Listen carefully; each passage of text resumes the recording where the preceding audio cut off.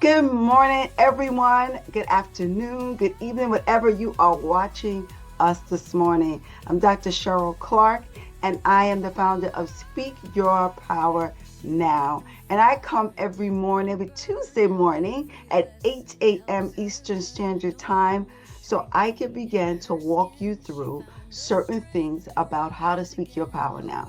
Specifically, I walk women of color through these areas because I know that our voice may have been taken. Some things that we have been walking through, we may not recognize that when we speak, we lose power. We may not recognize that when we speaking, we don't understand where the power has been gone, has left. But when you look at your space, I want you to begin to speak with power, with precision and clarity. And this is where you can look at yourself today and say, I'm taking a moment for myself. I'm taking a moment for myself to be with Dr. Clarke. Why? Because I think that I matter. I'm tying in the understanding that sometimes it's uncomfortable for me to speak up. Sometimes it's uncomfortable for me to use my voice. Why is that? And sometimes I do topics here. Most times I do topics here so you can understand just that key. That key is because there's certain things that's inside of us psychologically that we've walked through that you may not understand that it affects your voice. It affects your communication. So this is where you get to begin to move into the season.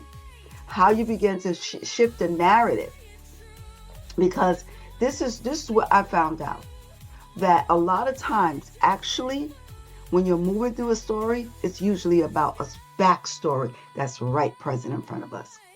All right, so as people are coming in, I thank you so much for that. And let's get started with the Speak Your Power Now declaration. If you have your book, you can follow along with me as the declaration is right in the front. Take a nice, slow, deep breath into the nostrils and exhale it out. Today I reclaim my power of purpose. Today I declare that I have unshakable faith and confidence in my uniqueness. Today I declare that I will not live in fear, but with power, love, and a sound mind. Today I declare that I always communicate with words to empower myself and others. Today I declare to always honor myself by living in the present and living powerfully in each moment. Amen and Ashe. And if you haven't gotten this book, Girl, You Cute, you go to any Amazon and go pick it up today.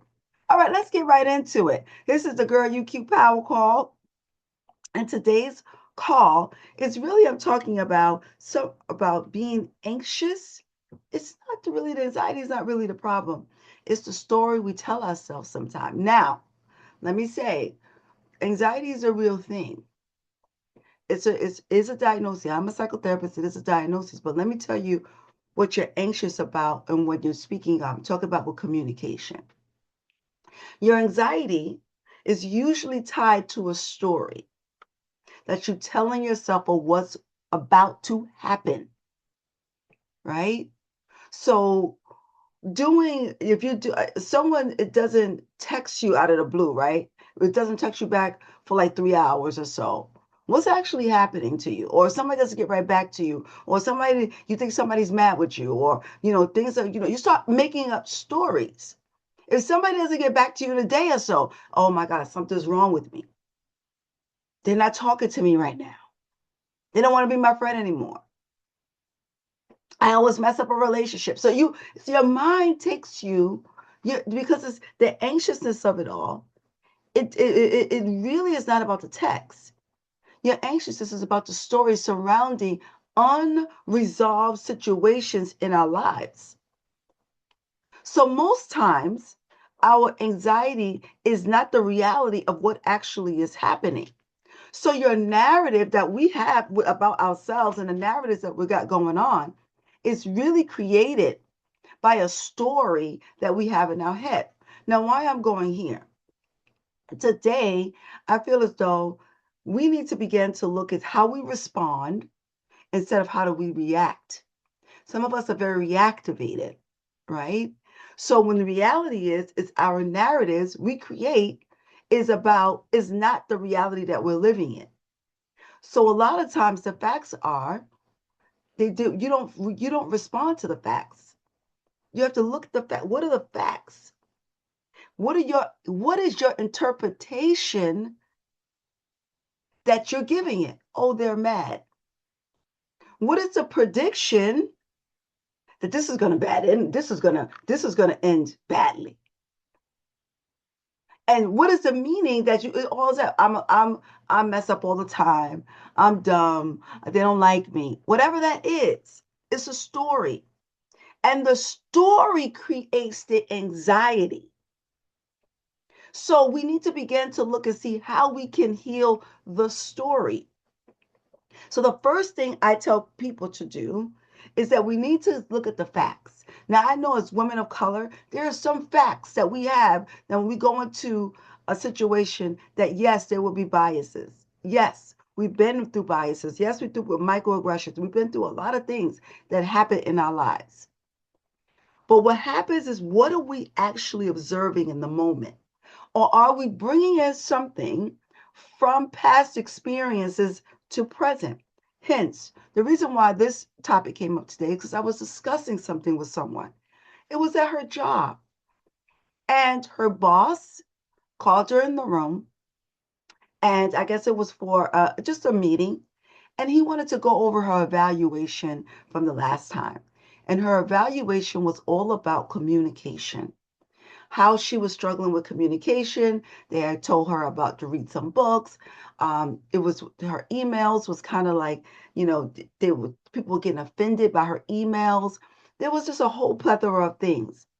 So she says to her manager, he said, "What did you get out of the books?" I didn't get anything out of the books because those books wasn't pertaining to me. So we're talking, I said, "Did you say that?" She said, "Yes, because I think that there was no reason for us to be talking about this." And she starts going into the story. She starts going into the story about how men try to use this, and I had to pause her, and I let her go, but I had to pause her. She was so taken out the moment that she didn't realize the manager was asking her what she got to see if she was growing in that area of her communication. I said, your manager has all right to do that. I said, and let's look at the facts. Was he disrespectful? No. Has he ever been disrespectful? No. But I know there's men in her life that we've been working with has been very disrespectful. She's one that didn't own her voice. And now she's looking like her boss is the person that she needs to now go after. And how many of us stay in this story? How many of us do this? So today's information today I'm going to give you is I want you to look at the facts versus your story. And I want you to observe what's actually happening. And then I'm going to ask you to interrupt your story. Because it may be that the facts here are not necessarily going on right in this moment. And you have to begin to look at yourself and ask yourself, why? Why do we create anxiety producing stories? Because our brain tells us that we need to protect ourselves.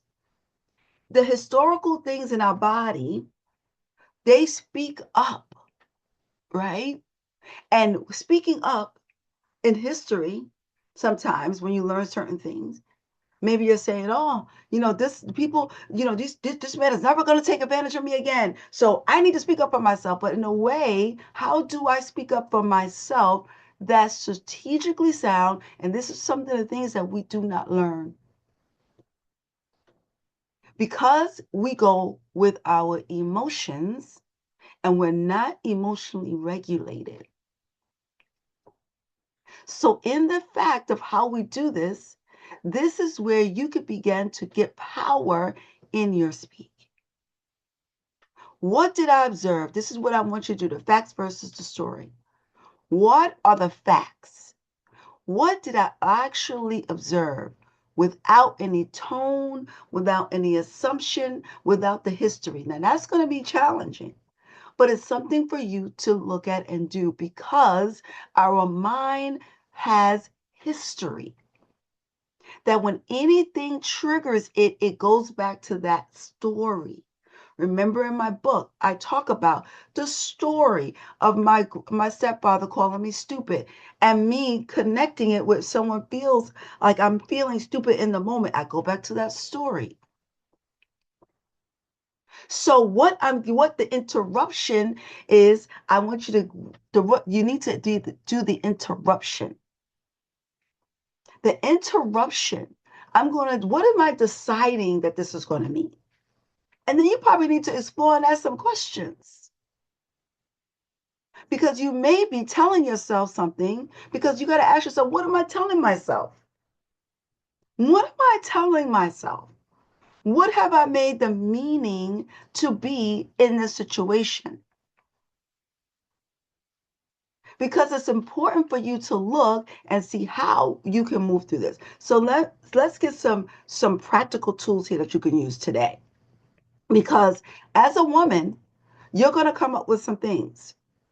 And history will begin to look at our leaders. Now, we just came out of Black History Month. Now in the month of March, at the time of this particular taping, and it's going to be International Month, the Women's International Month.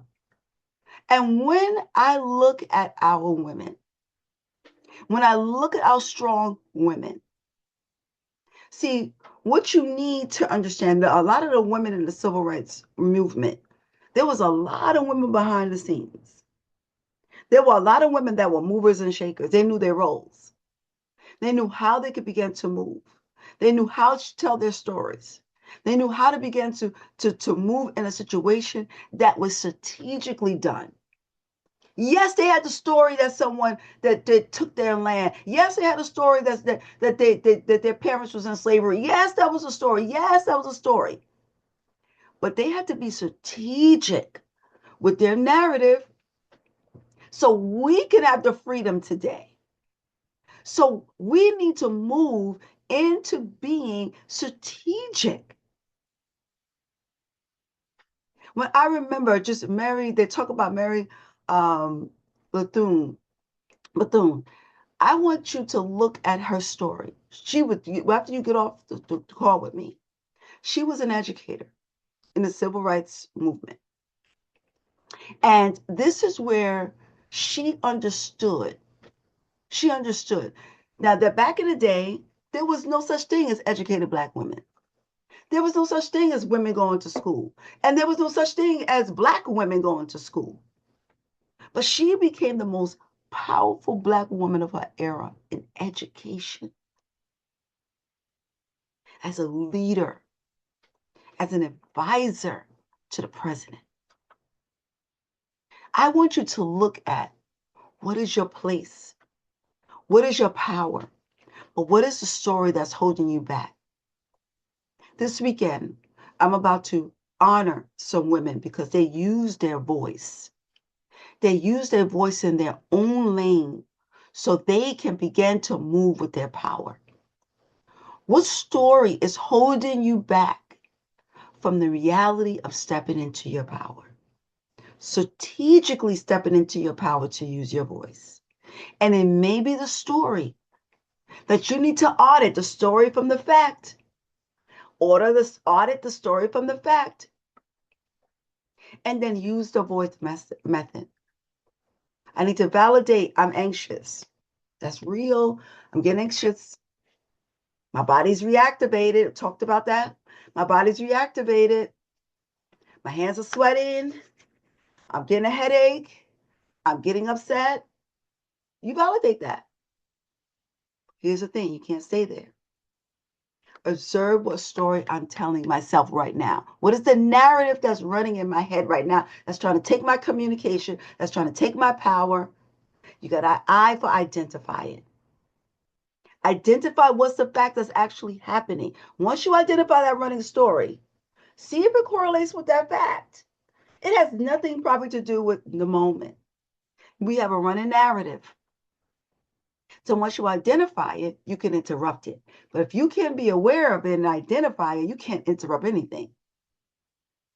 That's just like what my friend, Pastor Bolton, Lady Bolton, she identified something with wellness. So I gotta interrupt this. She talks about it candidly. You'll hear her this weekend. She's talking about it candidly because she had to interrupt something that was trying to take her story away. All the story, oh my goodness, you're fat, oh you're this, oh you're that. Okay, what's happening right now? Oh, I did this today for my health, and now my numbers for my A1C is stable. See, we try to run these stories in our mind that try to take our wins away.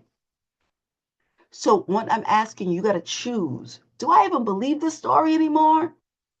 Or would I like to rewrite it? Because is it based on facts? And then after you did all of that, the V, the O, the I, the C, what I just said, the validate, the observe, the identify, the choose, you got to express it. But I want you to express it strategically. Not from anxiety, not from a story of past works. So when you have a work email and your boss doesn't respond, don't get mad. Don't make up a story that I'm going to get fired. Don't talk about yourself I know I wasn't good enough. I know I should go start looking for another job. I have one that's chronically looking for jobs over, so she makes up stories in her head. And this is where I need you to begin to look and see what story. And look yourself in the mirror. Here go my mirror.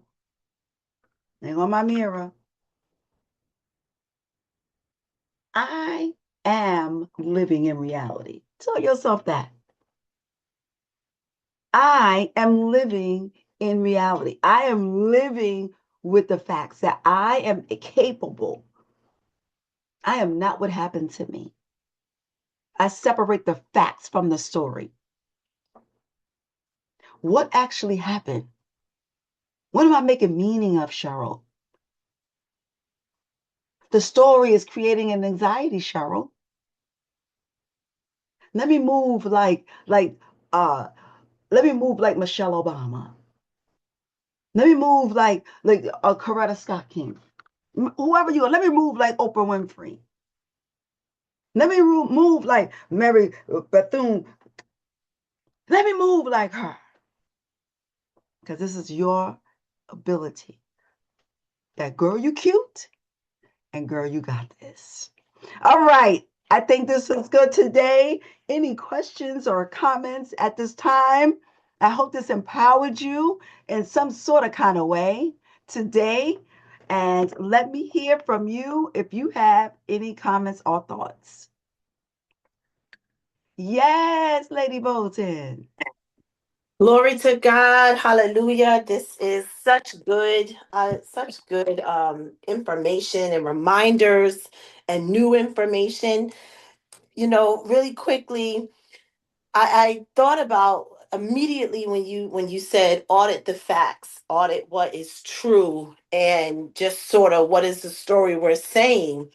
It brings me to something that I have to audit, and that is when someone actually uses the term of endearment of sweetie.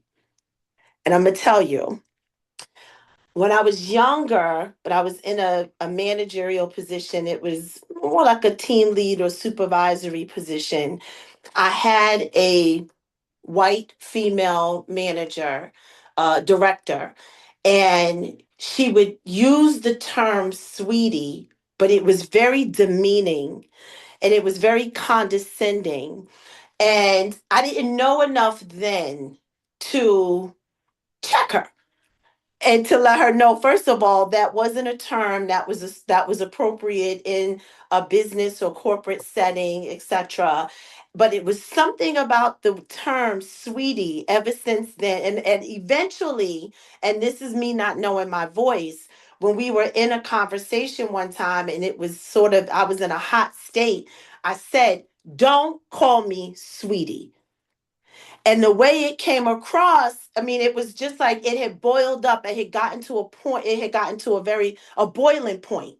And so she never did it again. But bring it fast forward probably 20 years. There's a woman at my church, and that is a term of endearment from her to pretty much everybody. Hey, sweetie, such and such, sweetie, this and that. And Cheryl, when she first started saying it, when I tell you, it was like I had a snapback, flashback, clapback. When I tell you, I was spinning.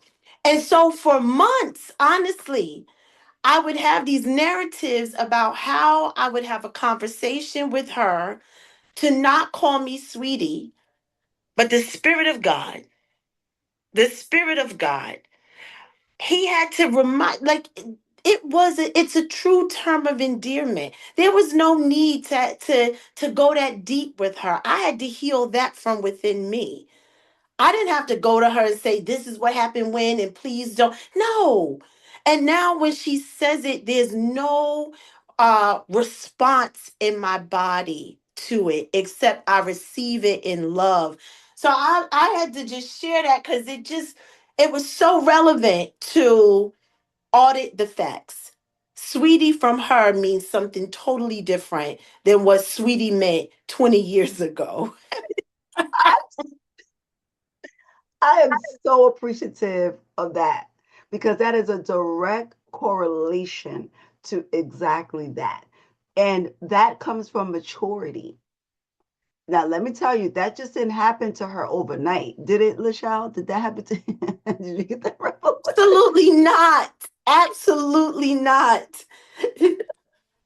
And and it also just reminds me, I can't remember which philosopher has said, I think it was a philosopher that says, when before you say anything, ask yourself, is it kind, is it true, and is it necessary?